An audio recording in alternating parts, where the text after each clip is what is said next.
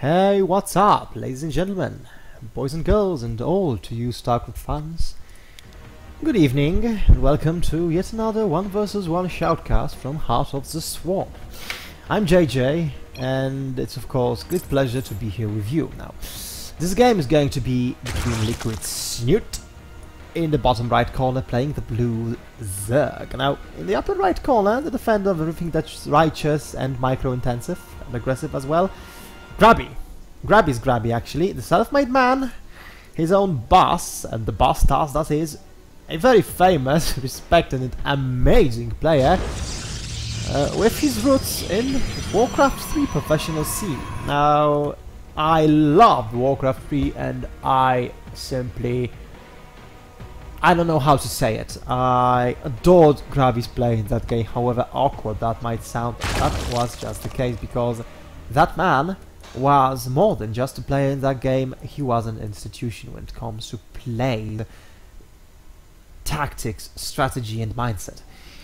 And that actually shows in StarCraft as well. He's extremely good, extremely experienced and very calm when playing.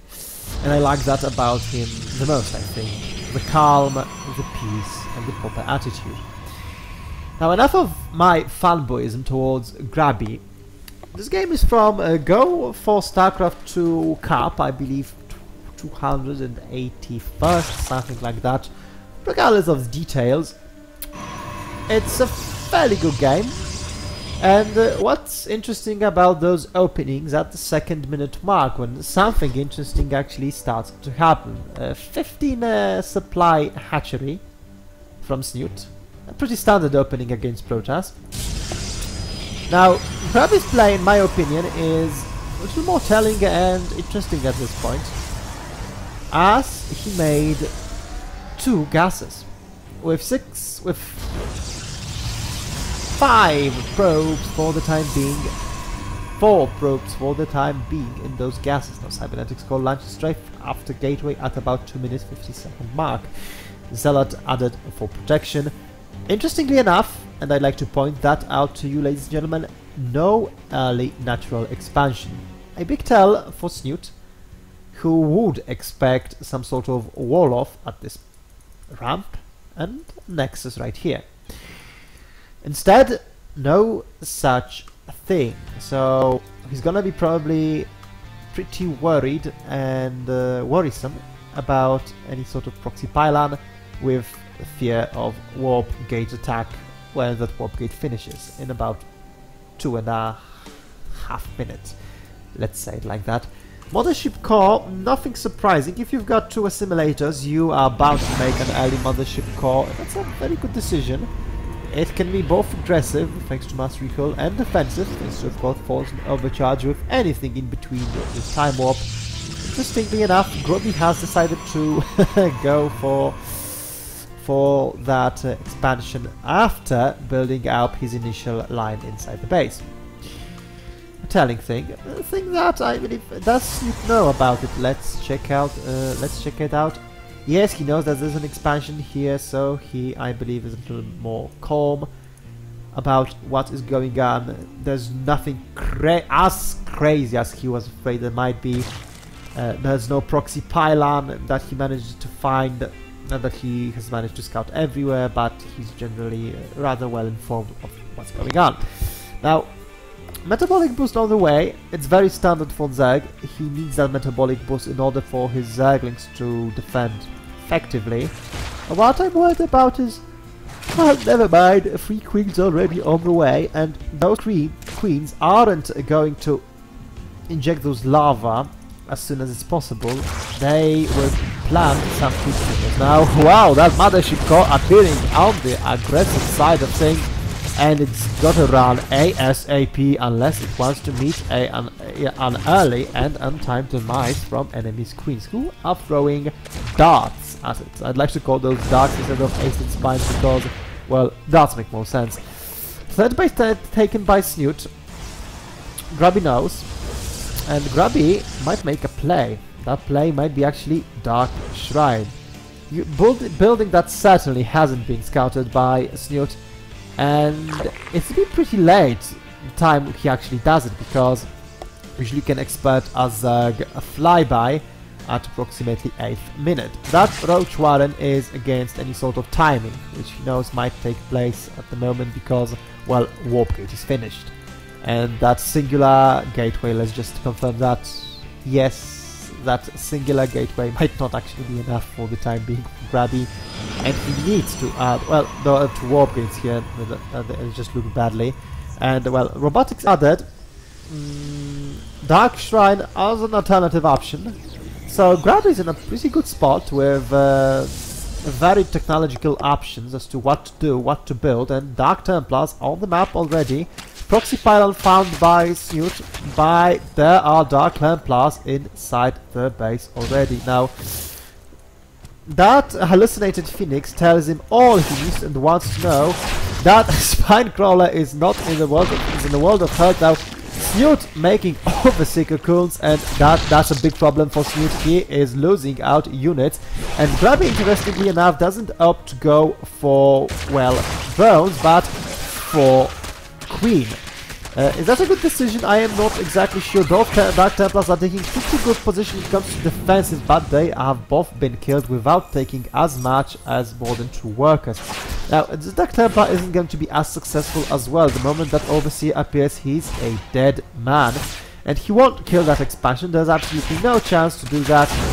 And, well, that Mothership Core won't help it a lot.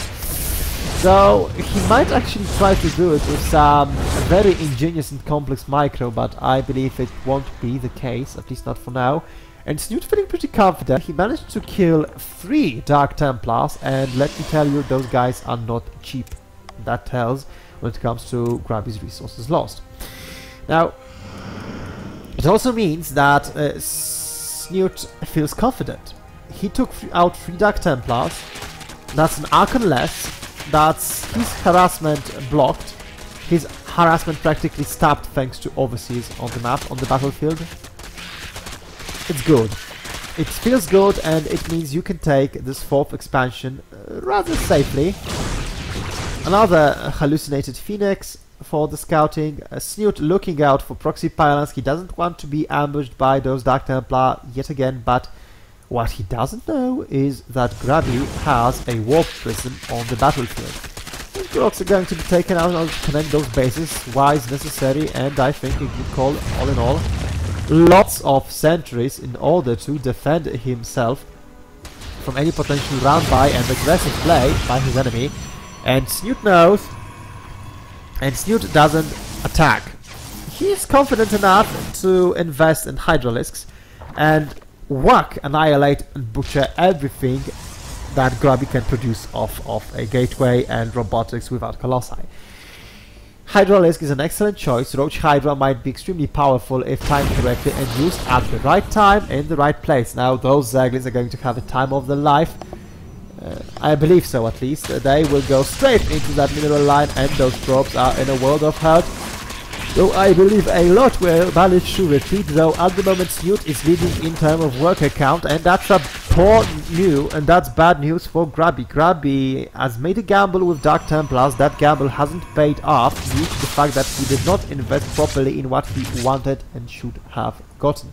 Instead, he attacked a queen, he attacked some random towers, some random buildings, but he didn't take out a worker count. He didn't lower it to equalize the situation. Now, Dark Templar on the battlefield. Where is that lonely guy? Well, he's here. We're using that warp prism in order to reinforce his army.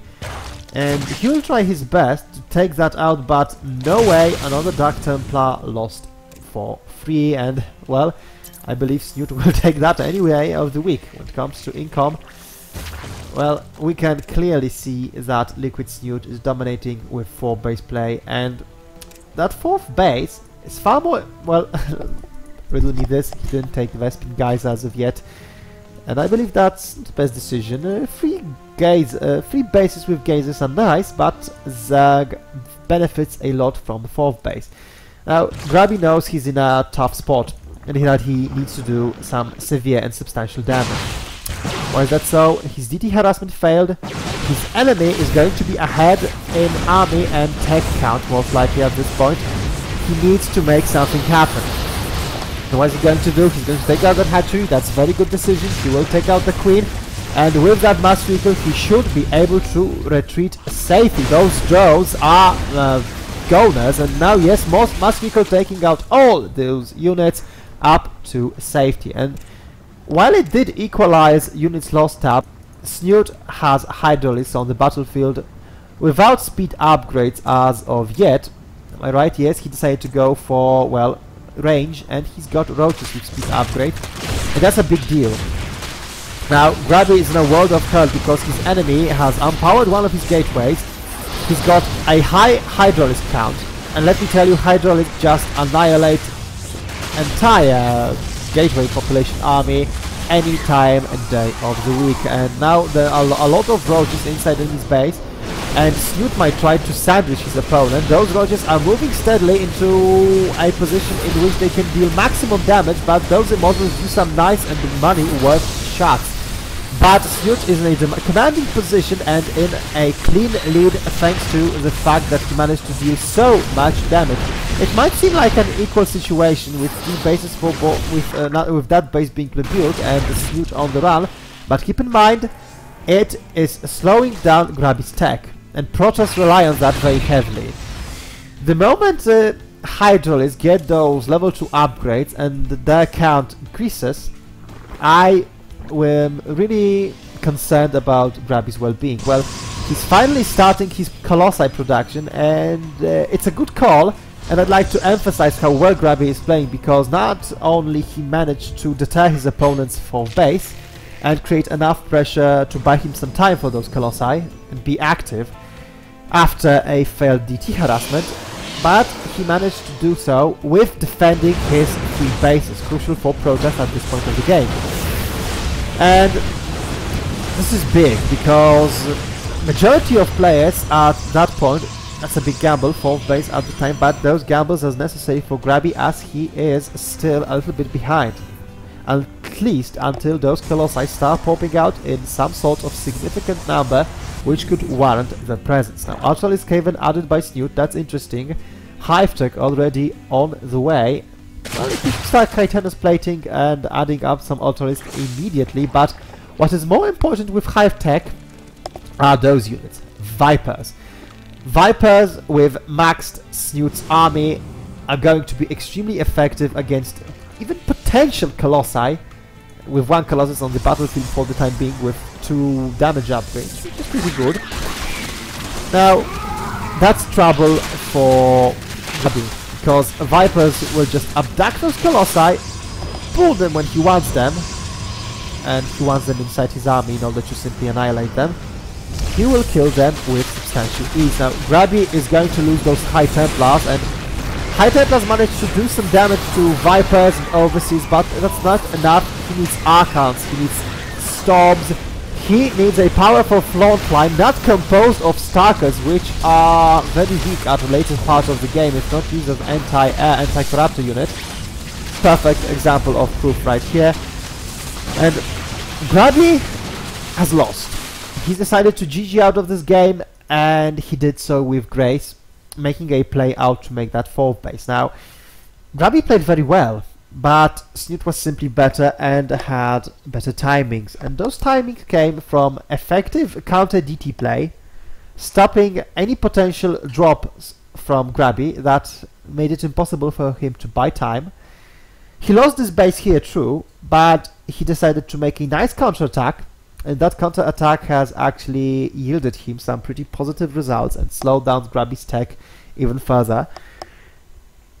And he won this game because he made the right move, which is to go in at the right time with Vipers on the battlefield and some Ultralisks for the flavor. Now, what could have Grubby done differently? It's difficult to say. He could have tried to do more damage with DT harassment because it's a substantial investment.